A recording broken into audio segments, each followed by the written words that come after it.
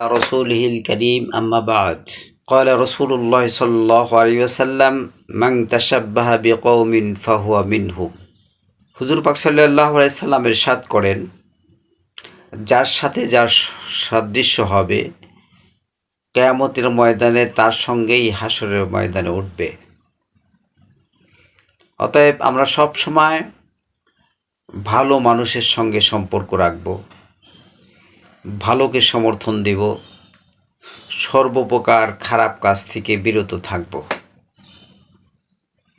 এই যে বিশ্বকাপ খেলা চলছে, এই খেলার মধ্যে যদিও এই খেলা জায়েজ নাই, দেখা বা সমর্থন করা, এগুলার আয়োজন করা সম্পূর্ণ হারাম। অসংখ্য অগণিত গুনার একটা আড্ডাখানা। সেখানে যদি কোনো মুসলিম এগুলো দেখে, এগুলো সমর্থন দেয়, সম্পূর্ণটি হারাম। কিন্তু এর পরেও বিধর্মী বিজাতি, যা ইসলামকে ধ্বংস করার জন্য, মুসলমানদেরকে নিধন করার জন্য সারা বিশ্বের মুসলিমদের বিরুদ্ধে যে আগ্রাসন চলছে, ফিলিস্তিনকে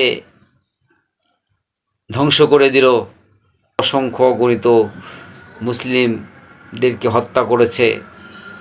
হিন্দুস্থান, ভারতে বর্তমান মুসলিমদের উপর যেই চরম নির্যাতন চলছে, এই আজব পরিস্থিতিতে যদি কোনো মুসলিম এই খেলার মধ্যে বিজাতি বিধর্মীদেরকে সমর্থন দেয়, বুঝতে হবে এরাও ওই বিধর্মী বিজাতি। কোনো মুসলমানের সন্তান, কোনো মুসলিম এই ধরনের বিজাতিদেরকে সমর্থন দিতে পারে না, অসম্ভব।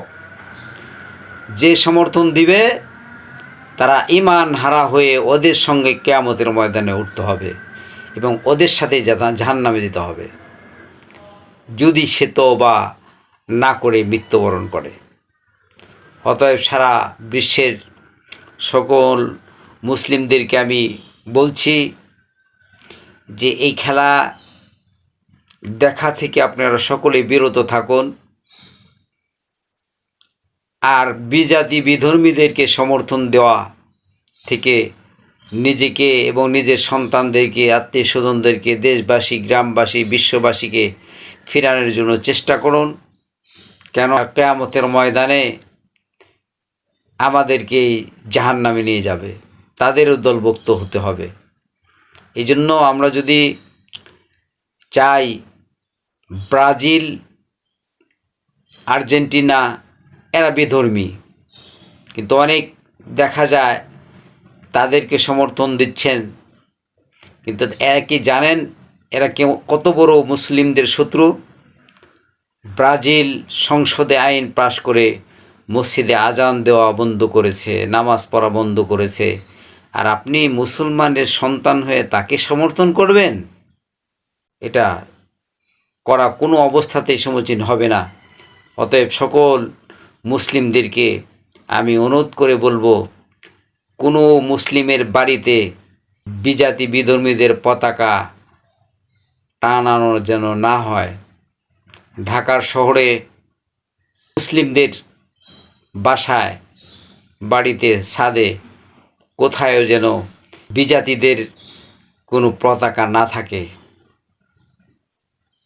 যদি এটা করা হয় তাহলে বুঝবো এরা তাদেরই দলভুক্ত, মুসলিম হয়ে মুসলিমদের বিরুদ্ধে ষড়যন্ত্র করার জন্যই তারা এই ধরনের করছে। আল্লাহ পাক আমাদের সকলকে বুঝদান করুন, আমিন।